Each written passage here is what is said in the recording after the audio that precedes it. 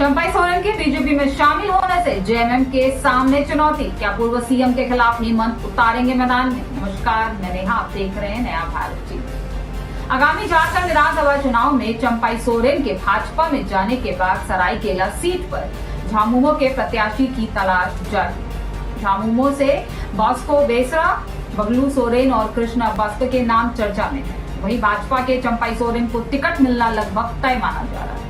झारखंड विधानसभा चुनाव में इस बार सरायकेला सीट पर सबकी नजरें टिकी होगी। पूर्व मुख्यमंत्री और झामुमो नेता चंपाई सोरेन के भाजपा में शामिल होने के बाद यहां से चुनाव दिलचस्प होता जा रहा है। चंपाई सोरेन के भाजपा में जाने से झारखंड मुक्ति मोर्चा के सामने उनके कद का उम्मीदवार खड़ा करने की चुनौती है। राजनीतिक हलकों में इस बात की भी चर्चा है कि चंपाई सोरेन के खिलाफ सीएम हेमंत सोरेन भी चुनाव मैदान में उतर सकते हैं। चंपाई सोरेन के बाद जेएमएम के लिए जगह भरना आसान नहीं। चंपाई सोरेन का लंबे समय से सरायकेला विधानसभा क्षेत्र में प्रभाव रहा है और वे 6 बार यहां से विधायक रह चुके हैं। पिछले विधानसभा चुनाव में भी झामुमो के टिकट से जीत हासिल की थी। ऐसे में झामुमो के लिए उनकी जगह भरना आसान नहीं होगा। चंपाई सोरेन के बीजेपी में जाने से भाजपा के स्थानीय नेताओं में भी असंतोष है। कई नेता पिछले 5 साल से क्षेत्र के काम कर रहे थे और उन्हें टिकट मिलने की उम्मीद थी, लेकिन चंपाई सोरेन के आने से उनकी उम्मीदों पर पानी फिरता दिख रहा है। वहीं झामुमो में चंपाई सोरेन की जगह लेने के लिए कई दावेदार मैदान में हैं। इनमें बॉस्को बेसरा का नाम सबसे आगे चल रहा है। बॉस्को बेसरा पहले भी कई दलों से चुनाव लड़ चुके हैं। हाल ही में उन्होंने मुख्यमंत्री हेमंत सोरेन से मुलाकात की थी। इसके बाद से क्योस लगाए जा रहे हैं कि झामुमो उन्हें टिकट दे सकती है। बॉस्को बेसरा के अलावा झामुमो के आदित्यपुर के भागलू सोरेन और कांड्रा के कृष्ण बास्के भी टिकट की दौड़ में शामिल। जेएमएम छोड़ चुके कई बीजेपी नेताओं के नाम भी चर्चा में है। झामुमो के संभावित उम्मीदवार में कई ऐसे नामों की भी चर्चा है जो अब पार्टी छोड़कर भाजपा में शामिल हो गए। इनमें रमेश हांसदा और गणेश महाली का नाम शामिल है। हालांकि फिलहाल दोनों नेताओं ने साफ किया है कि वे भाजपा नहीं छोड़ेंगे।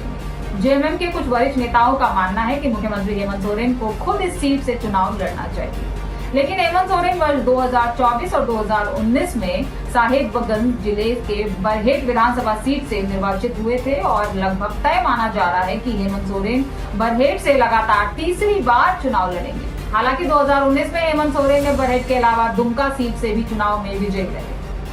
बाद में हेमंत सोरेन ने दुमका सीट छोड़ दी और उपचुनाव में उनके छोटे भाई बसंत सोरेन को जीत मिली। राजनीतिक विश्लेषकों का मानना है कि इस बार बरहेट के साथ कोल्हान प्रमंडल में सरायकेला सीट से भी हेमंत सोरेन चुनाव लड़ते हैं तो कोई हैरानी वाली बात नहीं होगी। सरायकेला में चंपाई को चुनौती देना जेएमएम के लिए आसान नहीं।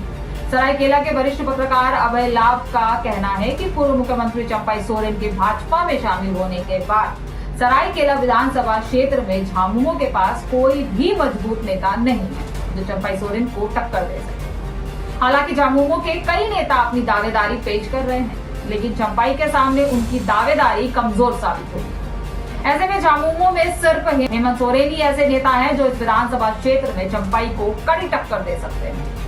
दूसरी तरफ अभय लाभ का ये भी कहना है कि अगर भाजपा चंपाई सोरेन को सरायकेला से टिकट देती है तो पार्टी के कई ऐसे नेता नाराज हो सकते हैं जिन्होंने पिछले 5 सालों तक क्षेत्र में कड़ी मेहनत करके अपना दावा मजबूत किया।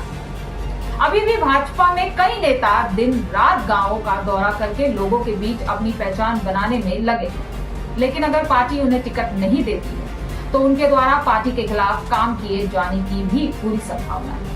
अगर ऐसा होता है तो चंपाई सोरेन की जीत की राह भी आसान नहीं होगी। लोकसभा चुनाव 2024 में सरायकेला में जेएमएम को लगा झटका। लोकसभा चुनाव 2024 में सिंहभूम संसदीय क्षेत्र में के सरायकेला विधानसभा सीट से झारखंड मुक्ति मोर्चा प्रत्याशी जोबा मांझी की जीत हुई, लेकिन सरायकेला विधानसभा सीट से बीजेपी प्रत्याशी गीता कोड़ा को बढ़त मिली। इसे तब तत्कालीन सीएम चंपाई सोरेन को जेएमएम के लिए बड़ा झटका माना गया। सरायकेला विधानसभा सीट से 1991 के उपचुनाव में जेएमएम से बगावत कर पहली बार चुनाव में विजयी रहे। इसके 1991 से लेकर 2019 तक एक बार छोड़कर चुनाव में जीत हासिल की। इससे पहले खरसावा राज परिवार के सदस्य आदित्य प्रताप सिंह देव और नृपेंद्र नारायण सिंह देव भी यहां से विजयी रहे, जबकि 1967 में पहली बार जनसंघ के रुद्र प्रताप पागंडी को जीत मिली। इसके बाद 1985 और 1990 में जेएमएम के कद्दावर नेता रहे कृष्ण मांडी विजयी हुए। इस वीडियो में इतना ही। वीडियो अच्छी लगे तो शेयर कर दीजिए। हमारे चैनल नया भारत टीवी को सब्सक्राइब कर दीजिए और अगर आप कोई सुझाव देना चाहते हैं तो कमेंट बॉक्स में आपका स्वागत है। नमस्कार।